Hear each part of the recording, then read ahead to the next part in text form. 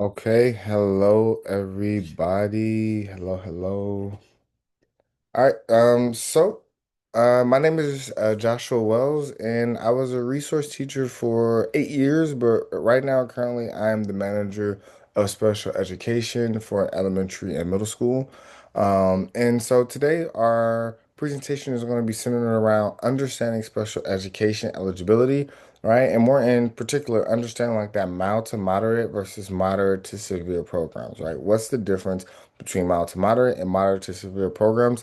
Especially if you are a parent who is new to special education, you hear all of these terms and things of that nature being thrown out, like it's just to provide more insight into what those terms are and what this may mean for your child. So, as we begin, I think it's really important to just understand like why this matters.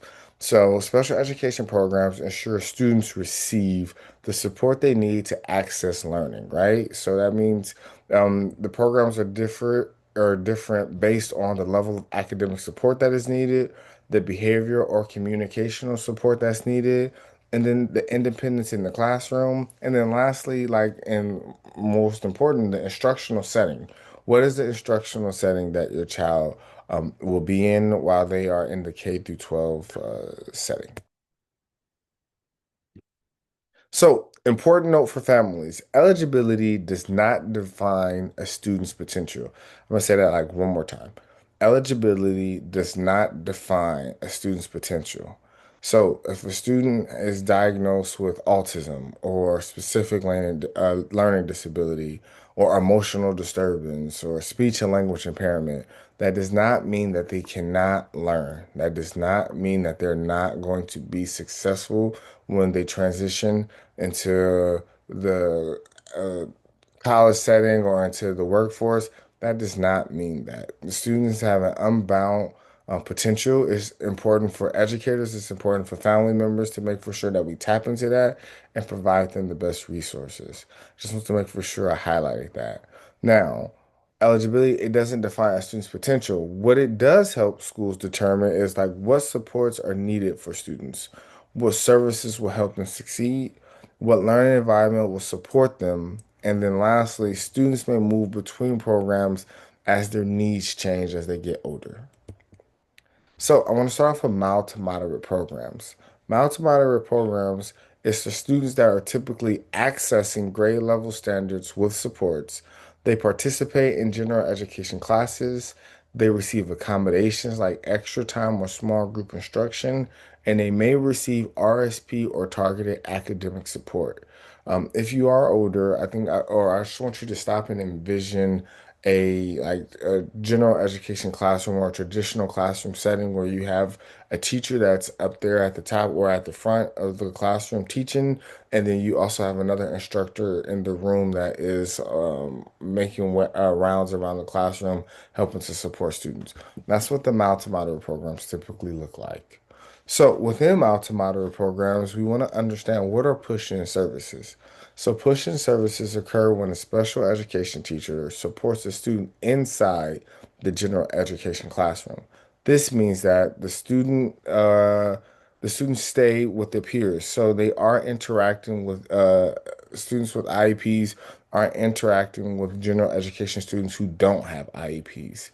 The special education teacher collaborates with the general education teacher. Support happens during the regular lesson, and the student receives help while participating in grade level instruction. So, what that may look like. When I was a resource teacher for 8 years, some of the things that I did was, well, not some of the things, but things that you were tasked to do was to collaborate with the teacher. So, for example, I'm going to use the 10th grade geometry class, for example. I would, before classes start, I would go over the lesson with the geometry teacher. We would look for some misconceptions that we may notice that students may have. We may also look at IEP goals to see how they align within the classroom setting. And then we will also talk about the potential accommodations that we would need in the moment or in the classroom to make for sure that the students were being able to access the general education curriculum. We will also talk about like the small group support within the classroom. So, will we be doing parallel teaching or will we be doing stations? And if we were doing stations, what students would I be working with? We also went over like help understand directions or assignments. So we want to make sure like we're helping students. Also support it with reading or writing tasks, assistance with organization or staying on task, and then checking for understanding during the lesson. So I'm providing those real-time accommodations right there in the moment. Oftentimes that may look like me telling students to make sure that they take out their sentence starters. So where's the note catcher? Things of that nature. So that's push-in support. That's when they are in the third period geometry class. Now we have pull-out services. Pull-out services occur when a student leaves the general education classroom for a short period of time to receive targeted support. This may happen in a resource specialist classroom or in a small group learning space or a therapy or intervention setting. Oftentimes when students or when parents hear pull-out services, they think of something called like a SDC, which is a special day class. However, that's not the case. A pull-out service is just me pulling a student out for a given period of time, 30 minutes or an hour or so. And in that particular space, we work on those foundational skills. We pre-teach or we reteach material. That way we're able to bridge the gap so students can understand the concepts that were given to them at that particular time period. What pull-out supports may look like, I already talked about it, but that may showcase in intensive reading instruction, math skills intervention, speech and language therapy, behavior or social skills support. That's also a key component as well. These sessions usually happen in small group and they focus on specific skills. So if we understand and know that a student is struggling with understanding the central idea of a text, I may use that particular time period in my pull-out support class or in my intervention class to make for sure we target how do we look or how do we check for what is the central idea or what are key concepts that we need to look for.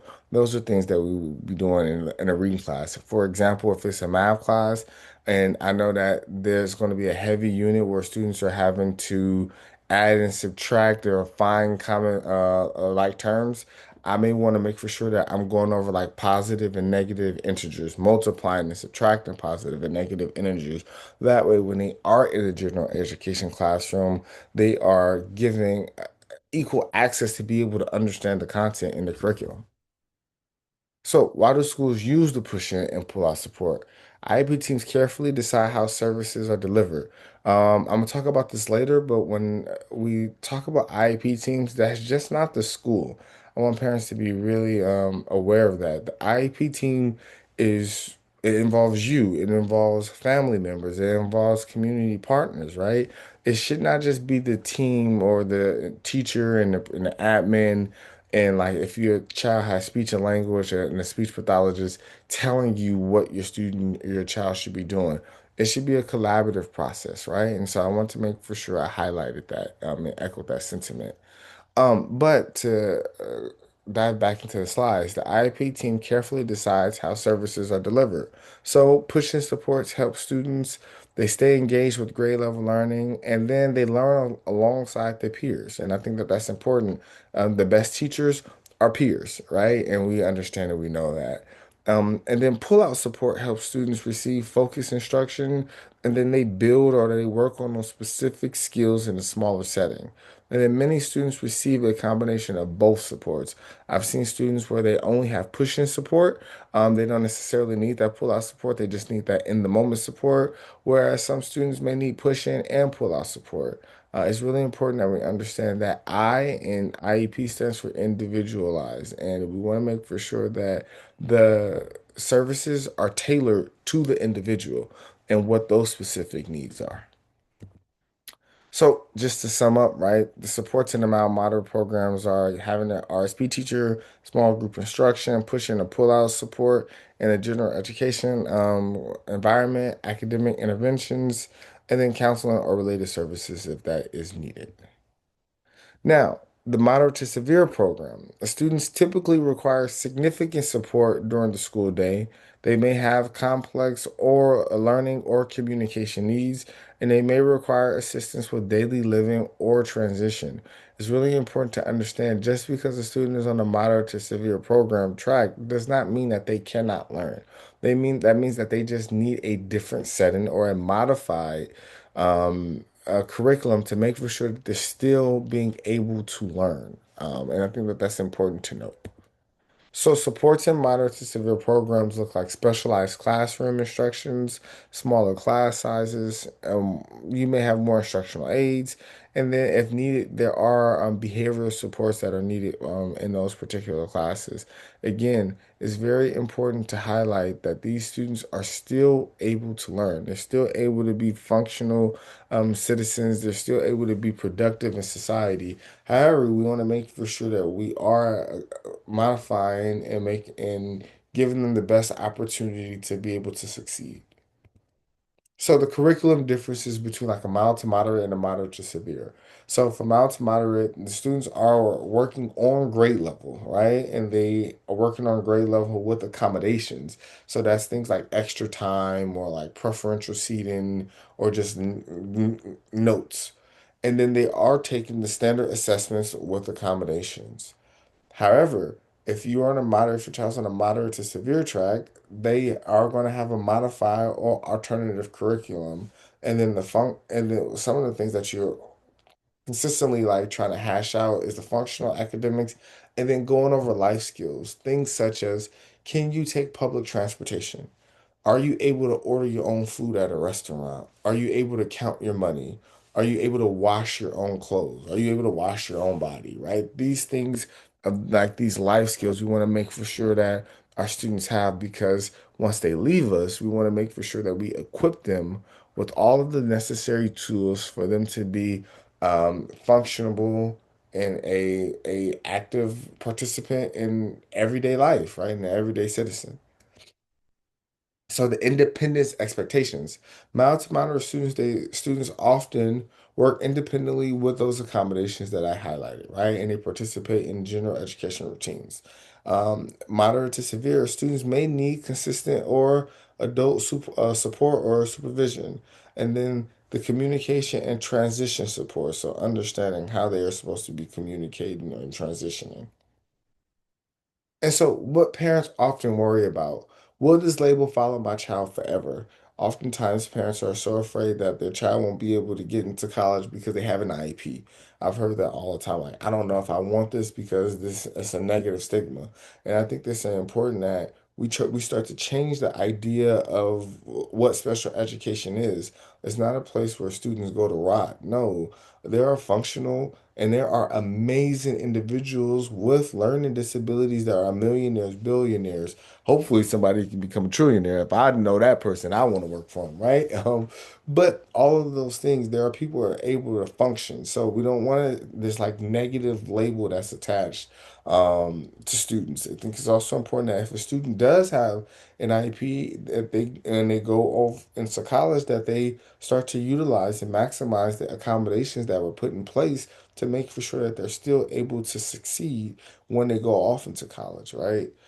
Does moderate to severe means that my child cannot learn academics? I've heard that all the time.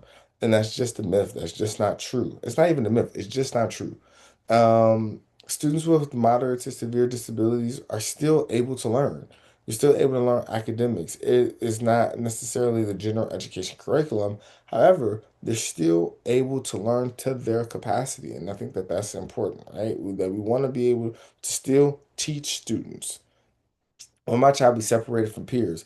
The idea of inclusion is to make for sure that our students are inside the classrooms because the we understand and we know that the world isn't as accommodating, society isn't as accommodated as it should be.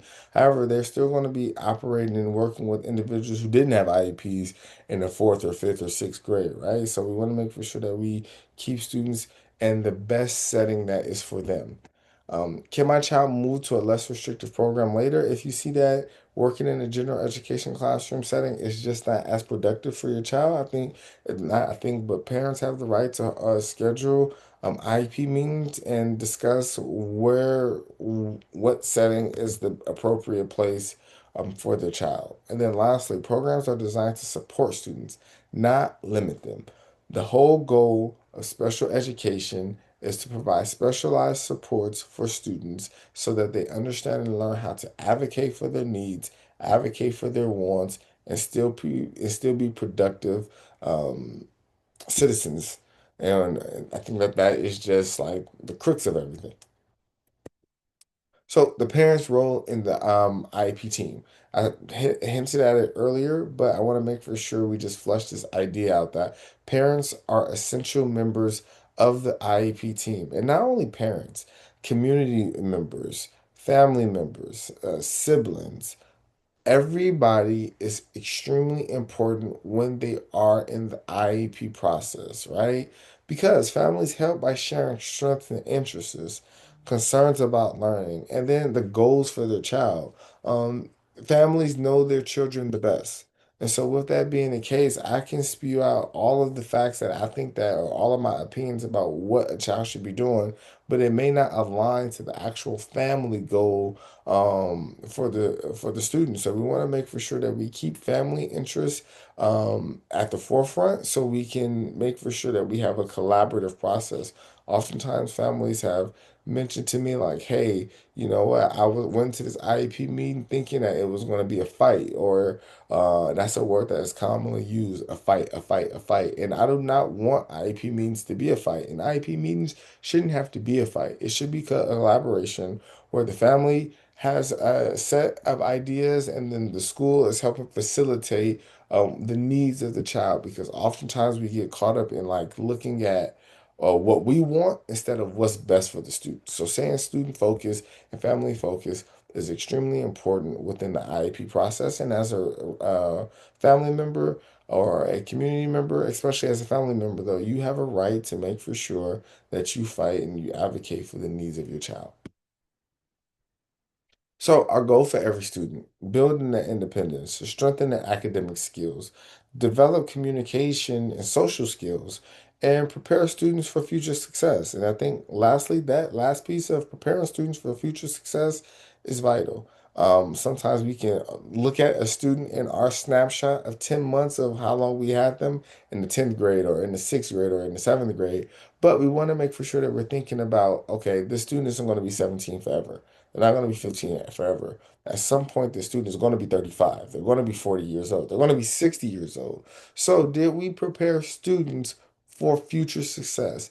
Did I, as an RSP teacher for the 10th grade, develop communication and social skills for them to be able to self-advocate for their needs, right? So we want to think about it in a long-term sequence, and not just within our small scope of having that student. And so, with that being said, we welcome your questions and partnerships. Together, we can support your child's success. And if I come across your child at a school or in a classroom, I want them to feel loved, because we understand and we know when students feel loved, great things happen within the classroom. So, with that being said, thank you all so much for watching this video. And I appreciate everything that you guys give for your children and for your families. Thank you.